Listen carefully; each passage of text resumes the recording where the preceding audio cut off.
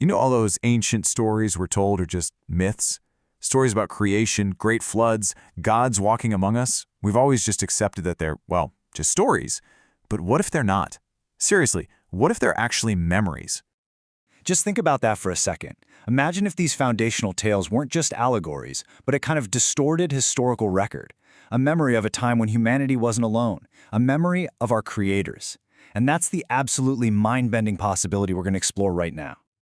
Okay, so our story kicks off in Mesopotamia, what we all know as the cradle of civilization. And around 6,000 years ago, something truly extraordinary happened. Seemingly out of thin air, the Sumerian civilization just appeared. And I don't mean they just showed up. They exploded onto the world stage, already fully formed.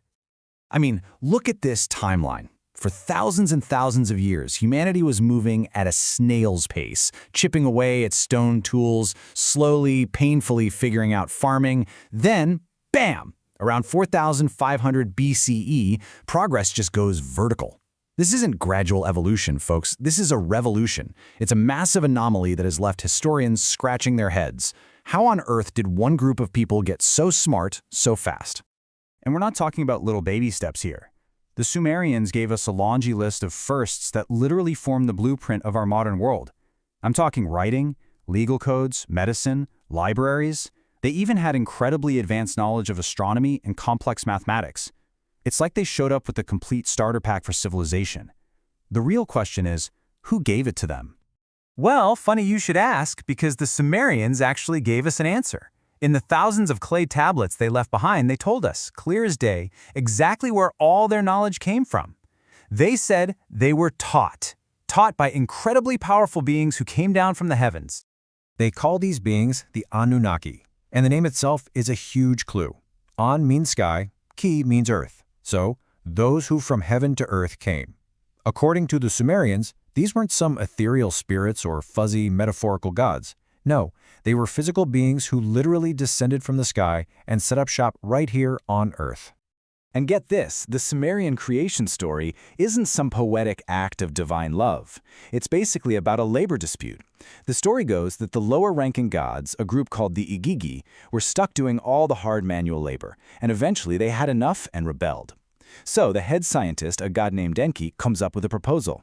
Hey, let's just create a new being to do the grunt work for us. And so, using their own genetic material, their blood, and the clay of the earth, they engineered humanity in their own image for one simple purpose, to be a workforce. So you're probably thinking, okay, if they were just physical beings, why would the Sumerians worship them as gods? And this is where the cargo cult analogy makes so much sense. During World War II, there were these remote island tribes who saw U.S. cargo planes landing and dropping off supplies. To them, these giant metal birds delivering goods from the sky weren't machines, they were deities. Now imagine primitive humans encountering beings with spaceships and advanced technology. They would have had the exact same reaction. And the Sumerian texts are crystal clear on this. They don't describe all-powerful, omnipotent gods. They describe powerful mortals. Beings who ate, drank, had arguments, fell in love, got jealous. The so-called temples built for them, those were their houses. The sacrifices offered to them, that was their dinner. Their power wasn't magic. It was just really, really advanced technology. Okay, so this is where it gets really interesting. If this incredible story is true, you'd expect to find echoes of it, right? Traces of it in the myths and legends that came later. And that's exactly what we find. The foundational stories of the world's biggest religions seem to have their DNA rooted right here, in ancient Sumer. Let's start with the first man. On the left, you've got the Sumerian Adapa. On the right, the biblical Adam. Look at this.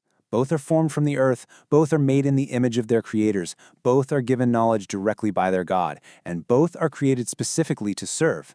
The parallels here are just way too precise to be a coincidence.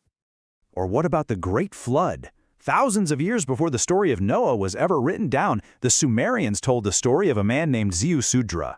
In both stories, a god gets angry with humanity. A single good man is secretly warned to build a massive boat. He's told to save his family and a bunch of animals, and at the end of it all, the boat comes to rest on a mountaintop. It's the same story, just with different names. It's the same playbook. But of all the parallels, maybe the most chilling one comes when we take another look at a story we all know, the Tower of Babel. We're taught that it's a story about human arrogance, right? But what if it was really about our Creator's fear? Just listen to this incredible line from the book of Genesis itself. The reason given for destroying the tower and confusing everyone's languages isn't just about punishing pride. It's an open admission of fear.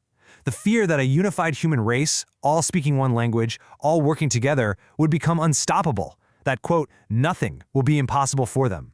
Let that sink in for a minute. This completely reframes the entire story, doesn't it? So you have to ask yourself, was scattering humanity a divine lesson in humility, or was it a cold, calculated, strategic move to shatter our unity, a preemptive strike to keep the workforce divided and controllable, just to make sure their creation could never, ever rise up and challenge them? Now you might be thinking, okay, that was thousands of years ago. What does it have to do with me? Well, this model, this idea of a superior race ruling over humanity, it didn't just disappear. In fact, you could argue its echoes have shaped our societies for millennia, right up to this very day. Think about it. The divine right of kings, this idea that a ruler's authority comes directly from God. Where did that start? What about our bizarre historical obsession with royal bloodlines? The Sumerian texts tell us the Anunnaki prized gold above everything else, and for thousands of years we've treated it like some sacred metal. Even the idea of a temple being the literal house of a god comes straight from the ziggurats where the Anunnaki actually lived. This power structure, it's all around us. And here it is, one final stunning clue hiding in plain sight.